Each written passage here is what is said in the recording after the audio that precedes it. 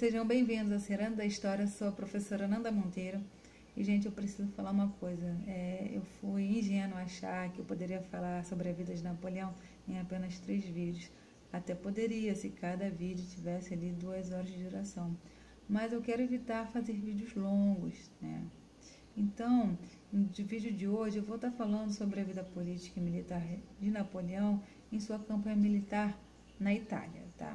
Nos próximos vídeos, né, eu vou falar, né, sobre a sua campanha no Egito, né, vou estar falando também no vídeo próximo, né, na Constituição que ele implantou, né, a Constituição Napoleônica, como ele também se tornou o primeiro cônsul, como ele reconstruiu a França, né, abriu igrejas, e obviamente estarei falando como ele se tornou, né, o imperador da França, né, iniciando assim as suas famosas guerras napoleônicas, né.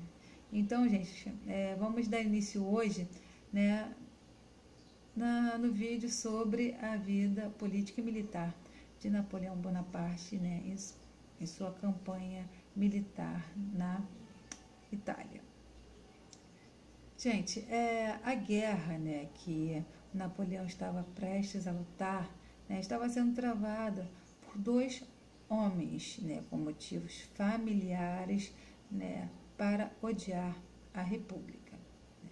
Um era o Francisco II, né, o imperador da Áustria e sobrinho de Maria Antonieta, né, que havia prometido restaurar o antigo regime, né, trazer de volta a monarquia absolutista, tendo como seu aliado Vitor Amadeu III, imperador da Áustria, responsável por trazer, né, a Inquisição de volta ao seu país.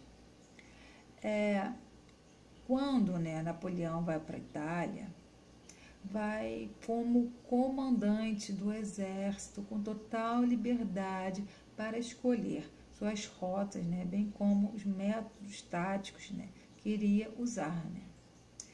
Seu exército tinha, né, como objetivo expulsar os austríacos, né, da Itália, bem como também derrotar os piemonteses, né.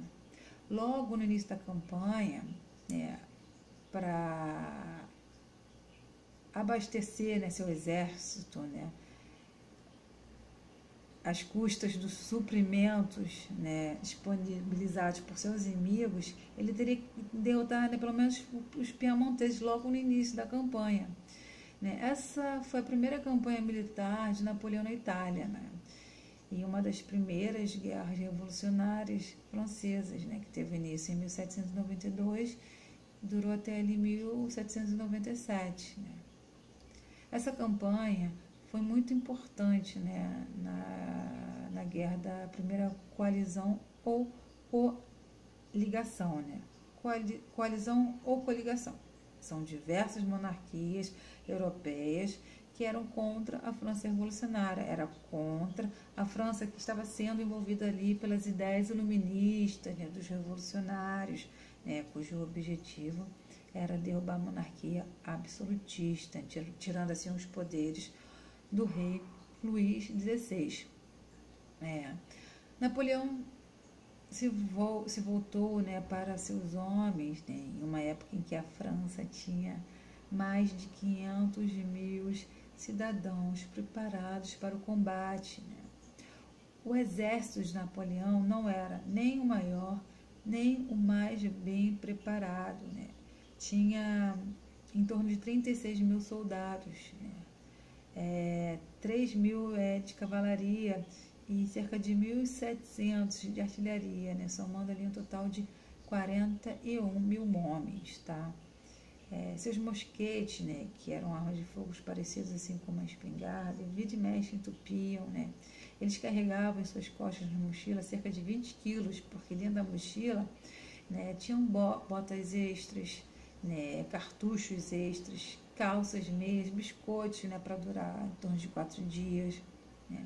Mas pouco em seu exército, né, estavam ali devidamente equipados segundo esse padrão, né? Usavam bonés esfarrapados, seus rostos eram magros, pois não se alimentavam direito, né? Só ficavam ali à base de batata e castanha, né? Uns usavam sapatos, né? Outros tamancos, até mesmo palhas trançadas nos pés, né? Esse exército, né, era o que todos esperavam, né, que Napoleão colocasse ali para marchar e da Itália adentro. Napoleão precisou gastar assim, todo o seu ouro de uma só vez em ração de pão, né, carne, conhaque, né, para 6 dias, porque o dinheiro naquele período, né, estava desvalorizado por conta, né, da crise pela qual a França estava passando. Napoleão precisou usar assim, seu próprio ouro para comprar suprimentos alimentares para os seus soldados, bem como chegou até gastar, né, uma compra de 1.800 botas, né? Pois Napoleão dizia assim que com pão, né, e botas a gente conseguiu se virar, né? Nessa campanha, Napoleão descobriu que a miséria, né, levava à indisciplina, né? Quando algumas tropas se recusaram a marchar, né, para ir de encontro ao inimigo. Tais indisciplinas eram combatidas com muita severidade, né, pelo Napoleão, né. Cada general, né, nessa campanha militar procurava ali descobrir, né, o ponto fraco do outro, né. Com a Revolução Francesa, né, pela primeira vez a França se conscientizou de sua condição de nação, né. Como na Inglaterra e na Espanha, uma tremenda energia havia sido liberada, havia o ímpeto, né, de Napoleão a vencer assim, a qualquer custo, né. Os suboficiais chegavam a generais, né. Suas tropas cruas, treinadas pressas, né, não conseguiam executar elaborados movimentos que os exércitos reais costumavam fazer, gostavam de fazer, né, em ataques. Então, o exército de Napoleão, por conta disso, né, atacava mais rápido, né, eram mais soltos, não de acordo ali com a cartilha que os demais exércitos seguiam ali, a risca direitinho e tal. Dentre as qualidades de Napoleão estava nesse porte físico, ele tinha um torso largo e pulmões grandes, né, sendo capaz de ascendir, né, fazer coisas, né, com maior velocidade, né. Com muito pouco sono, ele conseguia manter o ritmo fora do comum, né. Também possuía um olhar para a topografia, né, herança de Córcega, né. Córcega, que era uma ilha ali praticamente sem estrada. Para se deslocar ali de um vilarejo para outro rapidamente, né, era necessário usar ali cada desfiladeiro, cada passagem, cada trilha, uma virada errada, né, custaria uma noite nas montanhas, ou bem pior que isso, né, uma bala nas costas, né. Então, quer dizer, Napoleão com isso desenvolve uma intuição para o campo. O exército austríaco, né, contava com cerca de 22 mil soldados, né. Os piemonteses com cerca de 25 mil homens. Então, nesse aspecto, o inimigo estava em vantagem, o exército de Napoleão estava em desvantagem. Por 3 anos, os generais franceses tentaram atravessar Piemonte, né, por cima dos Alpes, né, marítimos, né, sem sucesso. Então, Napoleão resolveu fazer, né, uma rota diferente, né. Ele acompanhou ali o litoral simulando um ataque, porque ele era assim, né, ele gostava de simular ataques, para passar ali através da neutra Gênova, né, tirando assim o comandante austríaco do alto de sua base lá na montanha em Alexandria. Napoleão começou pedindo permissão aos senadores, né, de Gênova, né, para marchar através ali do território genovês contra os austríacos, né, sabendo que essa informação, né, chegaria ao exército austríaco. A primeira batalha vencida por Napoleão por sua tropa, com cerca de 16 mil soldados, mal alimentados, mal equipados, foi em Montenotte, tá? Lá mataram mais de 1.000 austríacos, fizeram mais de 2.000 prisioneiros, né? E sua segunda vitória foi na cidade de Milésimo, capturando quase todo o corpo de soldados do exército inimigo, né? Napoleão, né, liderava 2 divisões contra 6.000 austríacos em Dengo, né? Conquistaram assim a sua terceira vitória, né? E no dia seguinte, derrotando ali mais de 6.000 austríacos que foram enviados para se juntar aos piemonteses, né? Por mais de 90 horas ininterruptas, Napoleão marchou colinas, passando por desfiladeiros, né, se lançando em 4 grandes batalhas, né? Ele via a guerra do norte da Itália de maneira diferente, né? Estava ali combatendo os austríacos, mas também libertando os italianos por muito tempo escravizados no Ducado de Milão. Ducado, gente, é o estado cujo soberano é um duque, tá? Dizia que o exército francês estava ali para quebrar essas correntes, dizendo que continuariam a respeitar suas propriedades, sua religião, seus costumes, né? E que só se voltaria, né, contra os tiranos que, né, tentassem os escravizar. Napoleão, né, soube cuidar do seu exército, né, como, por exemplo, ele obrigou, né, a cidade de Mondovì, em Piemonte, a fornecer 8.000 rações de carne seca, 4.000 garrafas de vinho e obrigou a venderem aos seus soldados franceses, né, cerca de 8.000 botas, né, acho que foram 18 ou 8.000 botas, né, caso contrário seriam confiscados. Assim ele conseguiu levantar a moral, né, de seus homens, os preparando para a próxima tarefa, destruir Beaulieu, uma cidade italiana.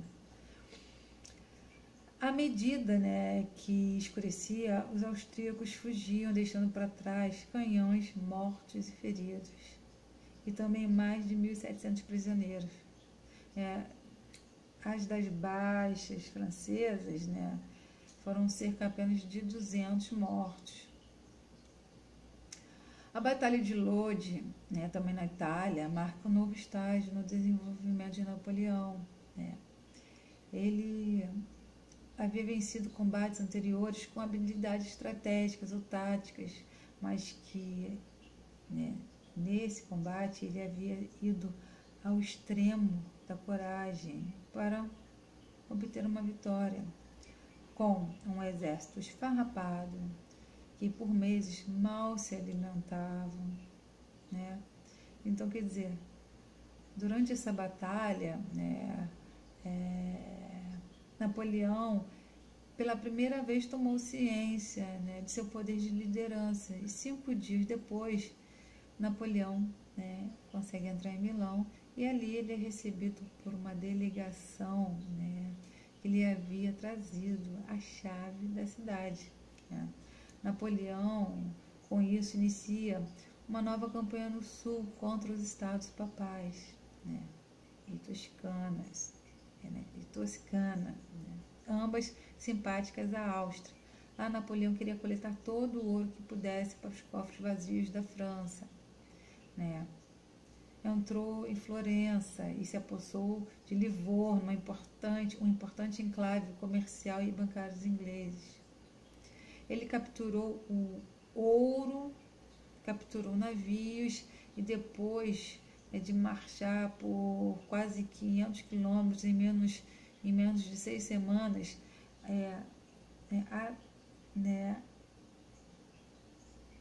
aterrorizou ali, né, a Itália Central, né, com indenizações de 40 milhões de francos, maior parte em ouro.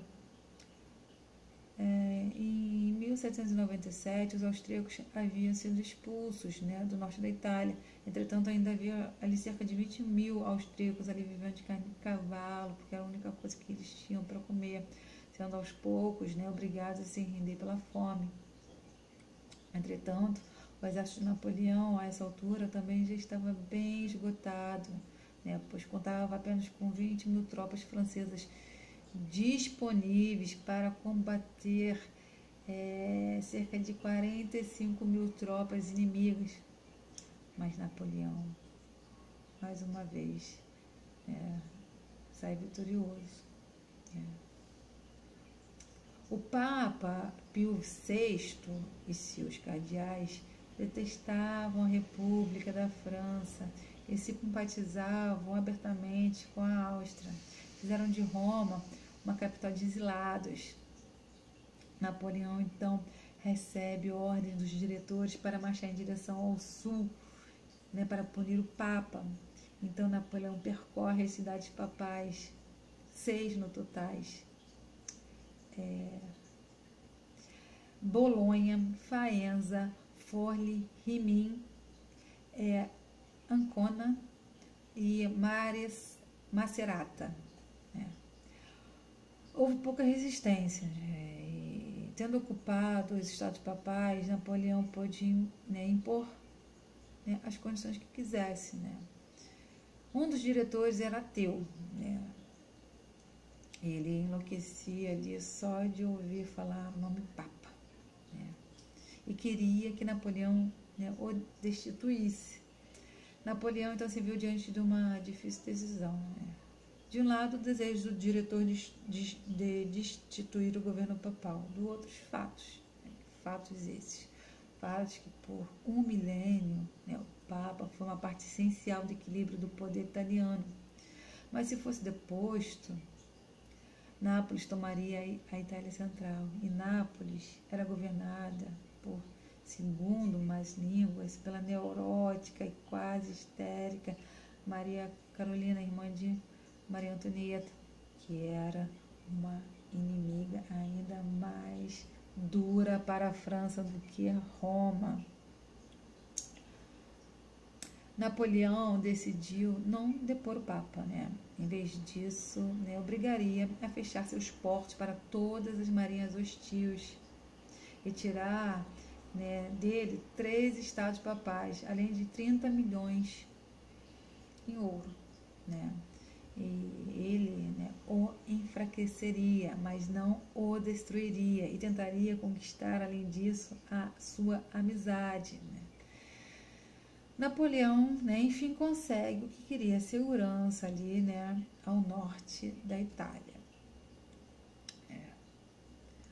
Os termos, né, de Napoleão eram menos duros do que suas forças militares, né, do que sua força militar justificava. Então, Napoleão envia um tratado, né, Tratado de Talentino, a Paris. Esse tratado foi um acordo diplomático entre a França e os estados pontifícios, né, tratado imposto por Napoleão ao Papa Pio VI. Entre as cláusulas estava a indenização de guerra, que antes era de 21 milhões, né, de libras, passou para 36 milhões de libras. Né. O Papa também teve que ceder, né, a cidade de Avignon e o condado de Venaisino, né. Além de ter que dar obras de arte, mais de 1000 pinturas e estátuas que foram levadas para Paris. Né. O direito francês de entrar em todos os edifícios públicos, privados ou religiosos para roubar as obras de arte, né, foi estendida com os tratados feitos em 1798, né, se estendendo assim a todo o território italiano. Entre as condições impostas, né, também se incluía uma indenização para a família, né, do jornalista Hugo Basseville, né, morto por uma multidão por ter difamado o Papa Romano. Então, quer dizer, em 13 meses, né, Napoleão conquistou uma série de vitórias que ofuscou todas as outras vitórias francesas na Itália, né, nos últimos 300 anos, né, com um exército com não mais do que 44 mil soldados. Napoleão derrotou as forças que totalizavam ali 4 vezes esse número. Venceu assim uma dúzia de batalhas importantes, matou, feriu, prendeu cerca de 40 mil austríacos, capturou 70 bandeiras, mais de 1000 canhões, né? Foram várias qualidades que fizeram da campanha italiana um sucesso, e eram as mesmas qualidades que distinguiam todas as campanhas de Napoleão ao analisar, né, porque vencia, né, batalhas na Itália, e também porque é sempre, ou quase sempre, saía vitorioso de um campo de batalha.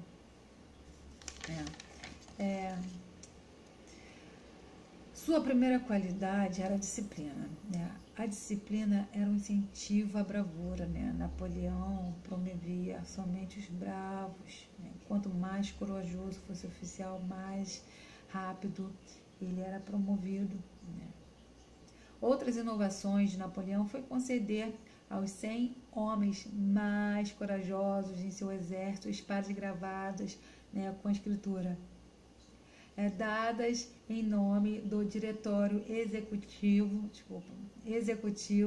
né, da República Francesa pelo General Bonaparte ao cidadão, né, fulano de tal, né, botava o nome ali do soldado. Napoleão, né, ignorava os manuais e atacava onde quer que enxergasse ali um ponto fraco. Os demais fatores, né, dos sucessos de Napoleão se encontravam na força e velocidade. Ambas estavam intimamente ligadas, mas a rapidez, né, em campo era somente um aspecto, né, da rapidez de seu próprio corpo, né, e cérebro. Ele resume melhor do que ninguém todo o mecanismo, né, delicadamente equilibrado, né, em uma carta aos diretores, onde ele dizia: se eu conquistei vitória sobre forças muito superiores às minhas, foi porque, confiante de que os senhores acreditavam em mim, minhas tropas se moveram tão rápidos quanto meus pensamentos. Né? Sem tirar nem pôr, né? Muito bom. Napoleão derrota Piemonte e assina o Tratado de Paz, né? Nunca tinha tempo assim para posar e se autopromover, né? Em qualquer dia que fosse, ele estava liderando suas tropas em batalhas ou encontros com italianos, né, proeminentes, editando cartas, ordens, diretivas, né? Depois de assinar, né, os termos preliminares, né, da paz em Leoben, Napoleão, né, pôde aproveitar mais dos frutos de sua vitória, né, a presença de sua família, né. Na época ele estava vivendo perto de Milão, em um palácio, né, amplo, assim, com vários sabões e tal. Ali Napoleão, né, recebeu seu irmão José, né, irmão esse que ele nomeou como embaixador de Roma. Napoleão agora tinha o prazer, né, de gastar com as boas coisas da vida, das quais nos últimos anos, né, em Córcega eles foram, privados. Na reunião com Josefine, sua mulher, e com sua família, né, foram as duas coisas mais prazerosas que Napoleão Bonaparte desfrutou, mesmo sua família sendo contra essa união, né, com Josefine, por considerarem ela uma mulher vulgar. mas seu fruto mais duradouro, né, foi a reorganização da Itália, né? Ao expulsar os austríacos, né, Napoleão, né, estava cumprindo somente uma de suas missões, né? O outro estava em trazer, né, à Itália os benefícios da República, né? Napoleão, né, empreendeu esse trabalho com um entusiasmo que era a expressão externa de sua própria crença, né, nos direitos do homem, e com uma profunda, né, simpatia pelo povo, cuja língua era, né, era a sua própria língua materna. Napoleão, né, depois de libertar a cidade dos austríacos, né, uma árvore foi plantada, né, na praça da cidade, recebendo o nome de a Árvore da Liberdade, né, cujas folhas verdes simbolizavam os direitos naturais do homem. Bonito, né? Bem representativo. Né? No começo ele permitiu que a forma tradicional, né, do governo continuasse, né, mas trocava ali os oficiais, né, municipais quando eles se mostravam pró-austríacos. Né? Aboliu dízimos, né, aboliu os tributos feudais, né, e passou a celebrar festivais republicanos, né, sobretudo o dia da Bastilha, né, com desfiles e banquetes, né, tudo que tinha direito. Ao circular também os seus 2 jornais, né, do exército, ambos republicanos, né, ele encorajava os italianos a produzirem, né, seus próprios jornais, né, em uma terra que nunca conheceu, né, a liberdade de imprensa.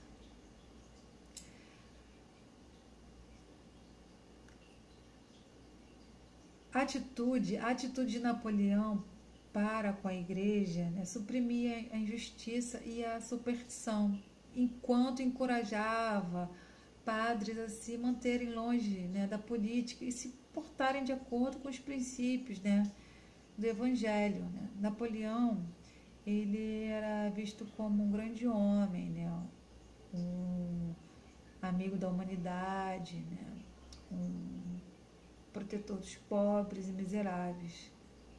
No início da República, né, Francesa, as obras de arte antes pertencentes, né, somente aos reis, aos nobres e à comunidade religiosa deveriam agora se tornar propriedade do povo francês. Né.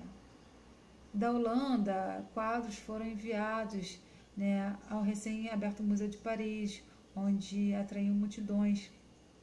Foram confiscados 382 quadros, né, de castelos, igrejas, monastérios da cidade de Picardia. Quase todos os tratados de Napoleão, que Napoleão assinava, continham condições, né, sobre obras de arte. Né. O Papa, por exemplo, teve que fornecer uma centena de quadros, estátuas, vasos, né. Foi o próprio Napoleão que escolheu pessoalmente as estátuas dos 2 republicanos pioneiros, Júnior Brutus e Marcos Brutus. Lembra que eu tinha mencionado que o irmão de Napoleão tinha trocado o nome de Luciano, né, que era o nome dele, para Brutus, que eu achava, desconfiava que Brutus era em homenagem a algum republicano? Aí a resposta, né, acertei. Júnior Brutus e Marcos Brutus, republicanos pioneiros. Napoleão, né, também buscava minimizar os danos da guerra, né, propondo que todos, né, os monumentos artísticos na cidade de Montova, né, deveriam ser protegidos por uma bandeira de comum acordo. Né. Em uma série de cartas bem argumentadas, né, que refletiam 10 anos de pensamento político, Napoleão apresentou, né, seu ponto de vista aos diretores por conta de suas vitórias, né? Por ter trazido à Áustria termos de paz e, acima de tudo, né, por seus argumentos, né, acima de tudo porque seus argumentos eram positivos, né, enquanto os diretores eram negativos. Napoleão conseguiu o que queria, né? quase ele recebeu uma carta branca, né, do antigo Ducado de Milão e se preparou para instituir uma nova república. Napoleão modelou sua constituição na da França, né? Todos os homens deveriam ter direitos iguais. O executivo deveria consistir, né, de cinco diretores, né? O legislativo de 2 conselhos. Napoleão nomeou os primeiros diretores, os primeiros membros dos conselhos, né? Os demais seriam escolhidos por voto. Em 1797, nasceu a livre e independente República, né, Cisalpina. Enquanto isso, né, as negociações de paz com a Áustria, né, estavam ali em andamento, e Napoleão agora assumia o papel como diplomata, né? Assim, precisava defender suas novas repúblicas, né, e uma nova arena, a das relações internacionais. Napoleão não só conseguiu uma paz favorável, né, como garantiu que a Áustria reconhecesse as 2 repúblicas italianas, que eram, né, o grande ato construtivo de sua campanha italiana, né? Agora ele estava livre, né? Agora estava livre para deixar a Itália com sua esposa Josefina. Ele havia chegado, né, como um líder de um exército, né, surrado, esfomeado, e partiu com uma reputação inquestionável, né, para muitos italianos, como um benfeitor, um libertador, né. Descobriu em si mesmo novos poderes como líder, como militar, como político e agora como diplomata, né. De acordo com um dramaturgo, né, que morava na Itália, Napoleão não mostrava arrogância, mas uma postura de alguém que sabe o seu valor e se sente no lugar certo, né? Em 1798, né, quando Napoleão volta da Itália, recebe o novo cargo de comandante do exército contra a Inglaterra, né? É o único país ainda em guerra com a França. Então se preparou para invadir o Egito, né? Porque o que acontece? Um ano antes ele, né, já havia escrito que para, né, destruir a Inglaterra completamente precisaria se apossar do Egito.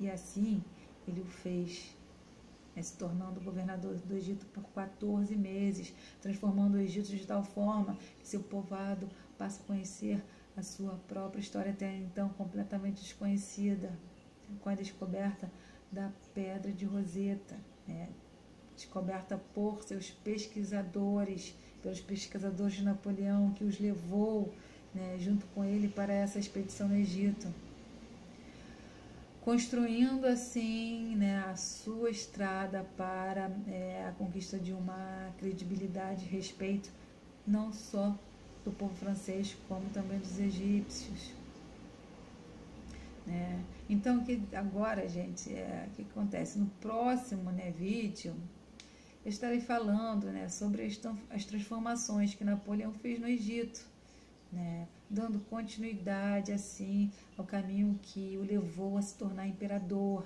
né, da França, iniciando assim suas guerras napoleônicas, né, pois Napoleão não queria mais conquistar apenas o respeito, né, da França, mas como também toda a Europa, né.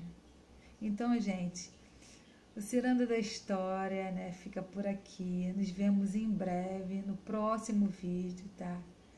Se gostou, só dá um like lá no Ciranda, se inscreve no canal para acompanhar, né, essas histórias magníficas que só a história sabe nos contar, né?